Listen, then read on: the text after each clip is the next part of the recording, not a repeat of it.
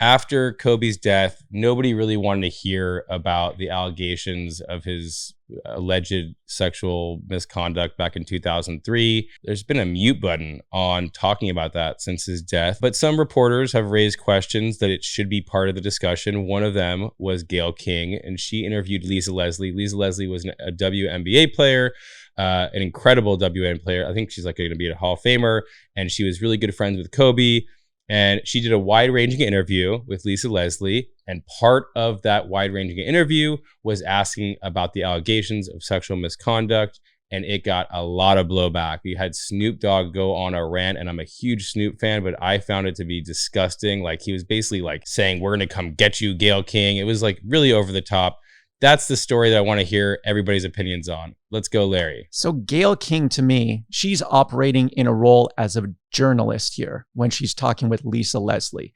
And as a journalist, one of the tasks when somebody dies and it's a legend like this, what do? You figure out the person's legacy. And in evaluating someone's legacy, you have to take a look at the full picture. And evaluating the legacy includes the good and the bad. And so you try to decide how much that case fits into Kobe's legacy and where. And so that's why it needs to be discussed in that conversation, because you figure out the place for it. I just think that, like, and it's fair. Kobe is such a legend. He's such a hero. He's so amazing that his legacy can withstand a brutal story about him. Like, I just don't. So what's your take, Lou? My take is Kobe. Look, everyone knows about the incident in Eagle, Colorado. It was unfortunate. Ultimately, the charges were dismissed, and he paid a settlement to the accuser, likely a very generous one, and bought his peace. So he ultimately compensated his victim. And unlike a lot of people in this Me Too era, we haven't heard a litany of allegations against Kobe Bryant. We've heard about the Eagle incident, the Eagle, Colorado incident, and that's really it.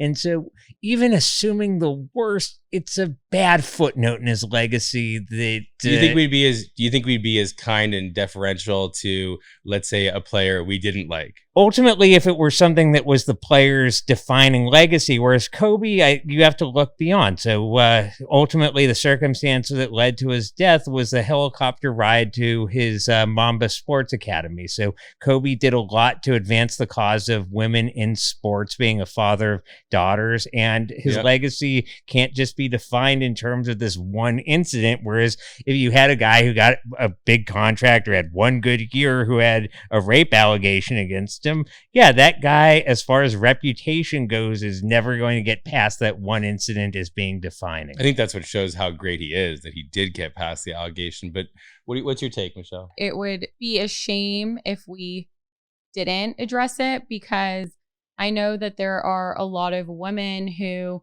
probably have been sexually abused or assaulted from somebody like Kobe, and they probably have PTSD or something, and always just think that wealthy men who are in power get all of these allegations erased because of who they are. And I just think that it would have been misconduct for somebody not to have brought it up. And honestly, me, myself, I thought about it too. And I feel like I shouldn't be shamed for thinking about something that is a fact of his life. And I think that she did the right thing in bringing it up. And also, like, I'm sure that it was part of their script. And if they didn't want to bring it up, they could have cut it out later.